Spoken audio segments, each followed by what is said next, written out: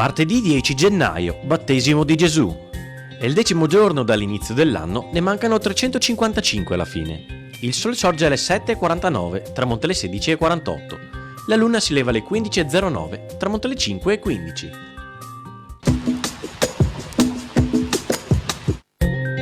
Al 22° scrutinio, all'età di circa 70 anni, viene acclamato doge Leonardo Donà. Sotto il suo dogado venne felicemente concluso il grave contrasto con la Chiesa, iniziato sotto il suo predecessore, culminato con l'interdetto papale e concluso a favore di Venezia, anche per merito del frate servita Paolo Sarpi. Le previsioni per domani. Fino al primo mattino residua nuvolosità e in seguito cielo sereno o poco nuvoloso. Precipitazioni. Fino alle prime ore del mattino possibili residui debolissime nevicate sulle zone prealpine e pedemontane centro-occidentali, in seguito assenti ovunque.